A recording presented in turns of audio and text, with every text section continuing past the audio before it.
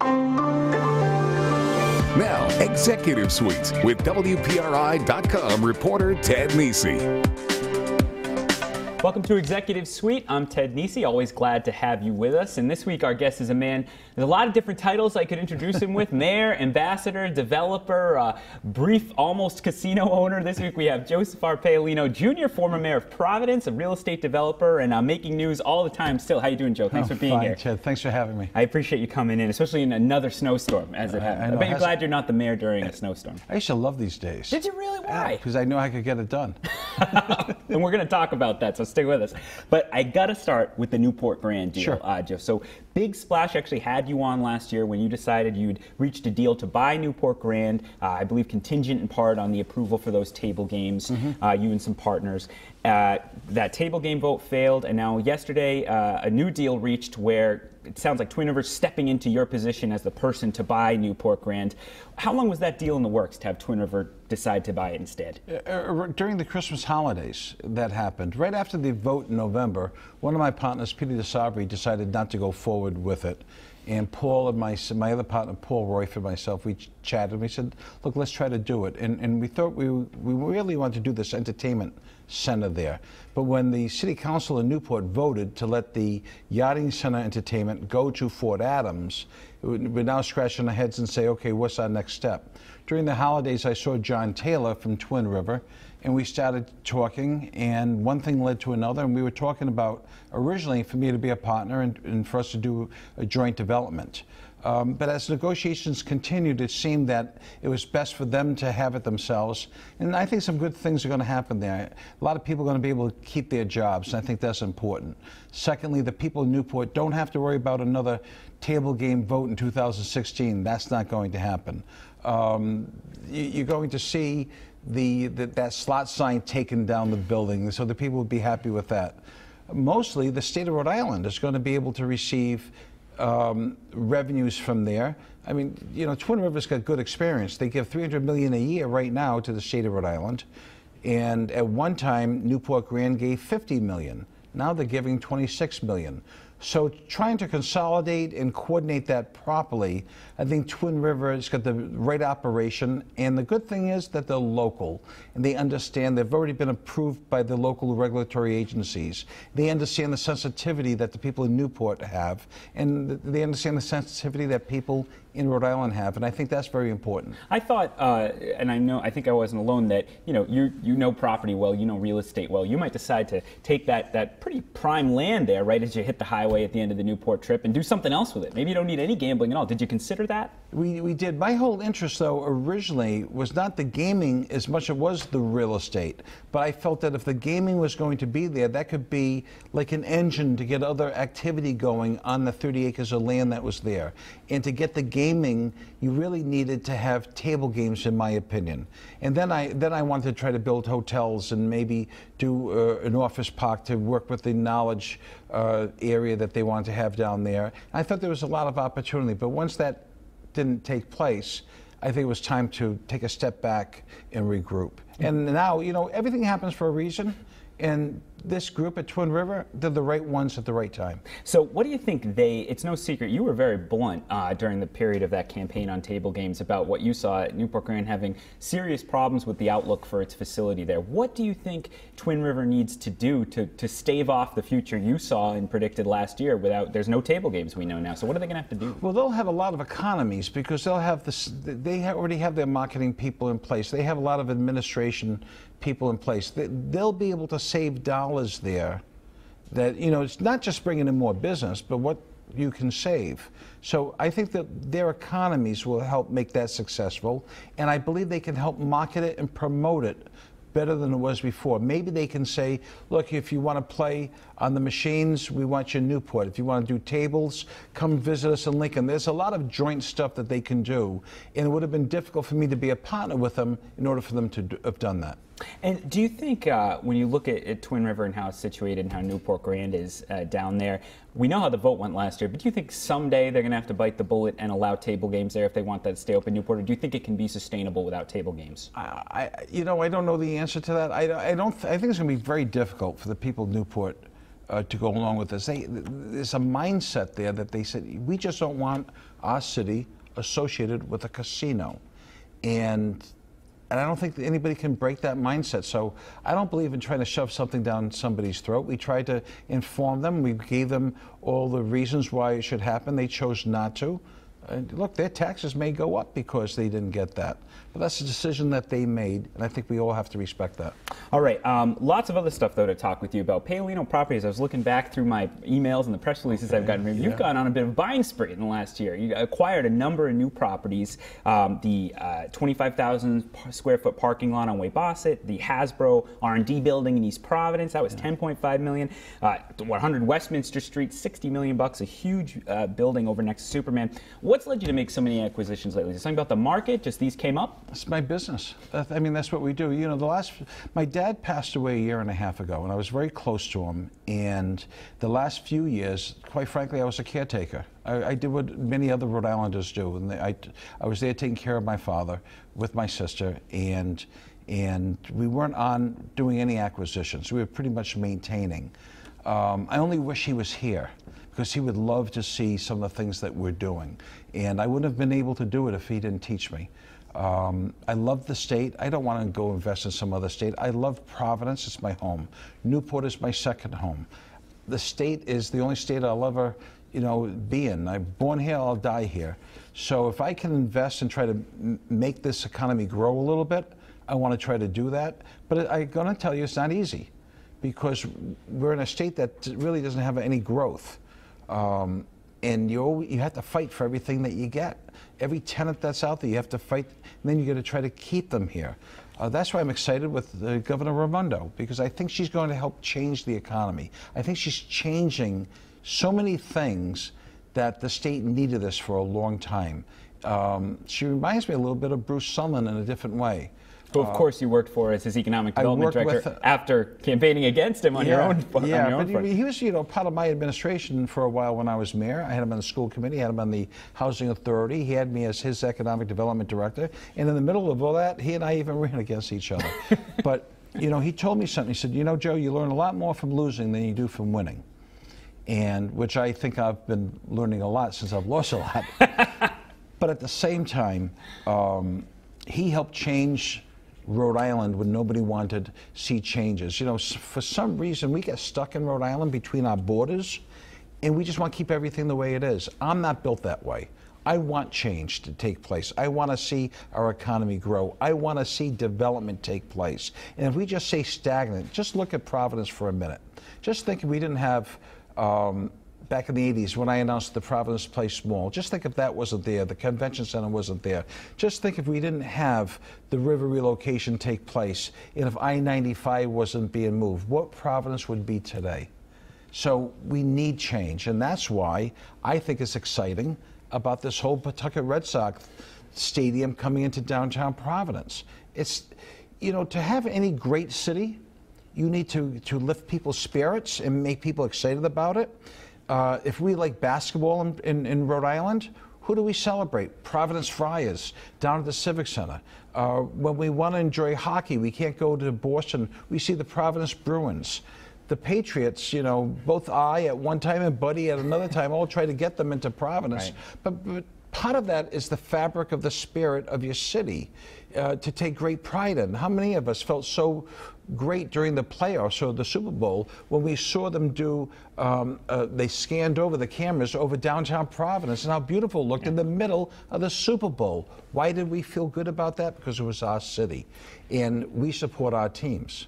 All right, I got to take a break. When we come back, we're going to talk much more about the PawSox, the Superman building, and maybe even a little bit about plowing with former Providence Mayor and real estate developer Joe Paolino. Stick with us on Executive Suite. I was so excited.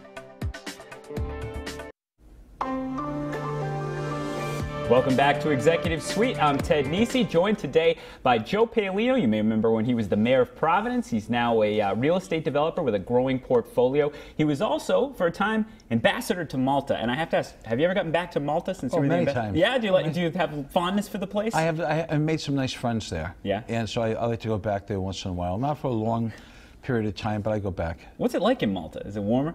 Yeah, it's it's between Libya and Sicily. and it's right in the middle of the Med, although it's very small. And so it's probably the size of half of Rhode Island. So it is small that way. But the people are very nice. Everybody speaks English. And you know, it's just a great privilege to serve our country in a position like that. A pretty cool thing. So we were talking before the break, Joe, about the various buildings you've bought lately. I want to zero in on one in particular, 100 Westminster Street, $60 million acquisition, which is right next to the Superman building, which I'm going to ask about in a minute. But what made that attractive to you? A lot of people concerned about downtown. You know, not enough maybe corporate tenants and people like that. But you saw an opportunity there. Why did you think that was a good buy? Well, I think it's the best building in downtown Providence. I always felt it. I think it's the way it's laid out, and it's a very attractive looking building. It's got a garage under the building, and I bought the parking lot across the street from it too. And there's a second building I bought that's next to it that I'd like to make it into a hotel someday, and that building connects into the big building. So what I saw was that the corporate tenants that are in the major building will kind of be like an engine and a feeder into the boutique hotel that we want to try to create there. It's an old historic building. I want it to be really special looking. Also, I think I have an opportunity where I can bring in some tenants that maybe others can't, because I can provide parking. Now, parking's costly in downtown, but the availability of it is even difficult. But I can give parking when some other people can't give parking. And I knew that by me working the building, by moving my office there, working it myself, talking to the tenants myself, getting leases renewed, trying to bring in new tenants because I'm hands-on, that would be better. All those big office buildings downtown, they're all owned by people from out of state. Quite frankly, I can see why some of them make mistakes, because they're not there on the ground. And I am there on the ground, and people see me every day over there. So you're looking at other acquisitions? Could you see yourself continuing to acquire? I could do more, yes. Yeah. Look, I love Providence, and if I can, and I think I know the city pretty well, and so I'm not going to take a back seat to anybody on it. I really know my city, and through the experience that I've had working with my family over a number of years, I think has given me an opportunity to be able to make an acquisition like this. And quite frankly, my people skills hopefully have been improved with some of my experience of being in politics in the back. And I've had some wins, I've had losses, and you get humbled by that. You know, bigger picture, you have a lot of experience with real estate development, as we're talking about here. There aren't exactly a lot of cranes in the sky in the city right now. We need cranes in the air in Providence. How will that happen? What do you see in the conversations you have? What's holding it back from more real estate development in Providence? Or what factors do you think are the most important, or what's the problem there? Well, I'm not going to talk about the problems, but I'm going to talk about our opportunities. And I'm going to talk about the opportunities with Gina Raimondo as our governor. She is a doer. She knows how to get things done. And she wants to create jobs, and she gets the big picture. She understands it really well. I'm very impressed with her Secretary of Commerce, Stefan Pryor. He knows it, and she's got a pretty good team. She's got Steve Newman, that understands government, her chief of staff. So she's got a government that I'm familiar with in regards to they get it, and they have the experience, and they have the vision to try to get things done when maybe past administrations did not have that. Now, if Bruce Sutherland wasn't bold in building the airport, it would still be like it was years ago. If we didn't have Buddy and myself, if neither one of us had the vision to moving rivers or building shopping malls or having a convention center, what would the downtown be? So now we have to target, and everybody has to pull together on the Superman building. We have to, and I think the best use there, if you can get one corporate tenant to do whatever consolidations they need to do, and the building's going to need tax credits, and be able to get that going and force it, I think something good could happen there.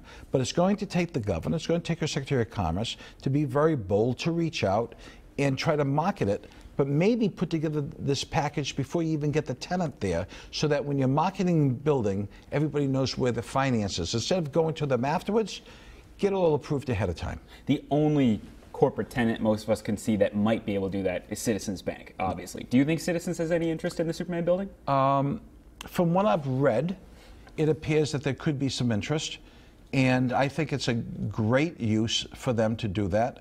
To have, if you could ever have 4,000, I mean, Citizens would be the savior of Providence, of Rhode Island, when it comes to commercial property, if they ever consolidated everybody to go there. 4,000 people, you know what a shot in the arm that would be in downtown Providence? It'd be something we've never seen in the last 30 years.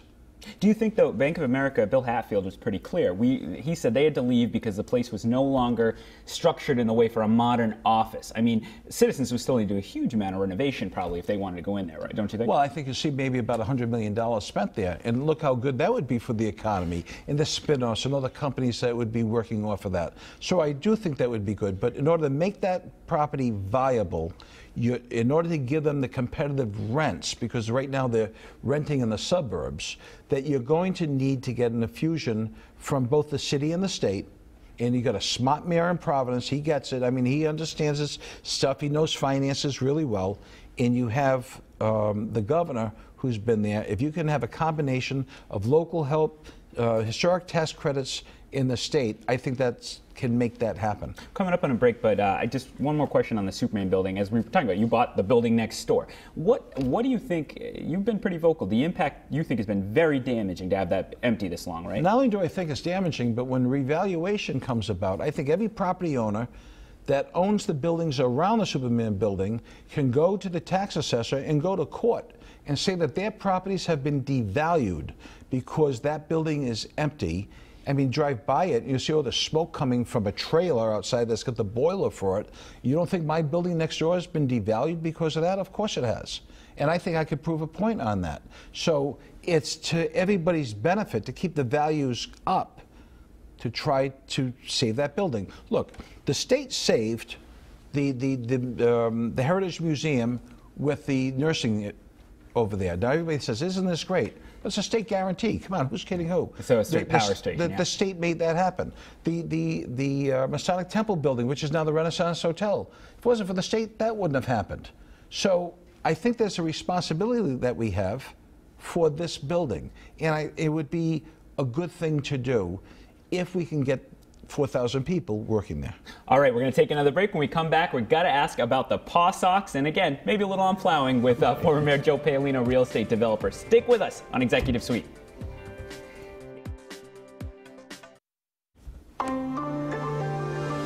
Welcome back to Executive Suite. I'm Ted Nesi, and we are talking today with former mayor, former ambassador, and very much current real estate developer, Joe Paolino. And Joe, you brought it up already, but I got to ask you more detail. The PawSox plan, this 195 stadium, what do you think? I like it. I like it a lot because I think it's going to bring life into the city. It's going to help the spirit of the city. The land that they're talking about, people say, oh, gee, maybe we should have high-paying jobs there. It's supposed to be a park. Right. That's all it's going to be. It's going to be a park. So you're going to have a few people there walking on the weekends with their dogs. God knows if they're going to clean up the mess that's there. Who's going to cut the grass? And I think, quite frankly, there's too many parks in that area because who's going to maintain them? Now let's get a beautiful park. Let's get Terry Murray, Tom Ryan, Jim Skeffington, and their partners to build a beautiful park there. They'll maintain it, and they're going to make it community friendly. What's different about this is that it's going to be more than just for the, I'll call them the Providence Red Sox, but it's going to be more for the minor league team.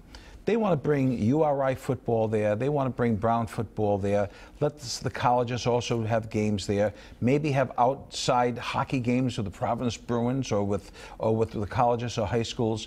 Make it into a have concerts there in the summertime. You know, when I was mayor, we used to have the Waterfront Festival. Oh, I remember John Denver down at India Point Park, and we had the place you date yourself there. Packed. I am, and the place was packed with people. It was beautiful. That hasn't happened in years.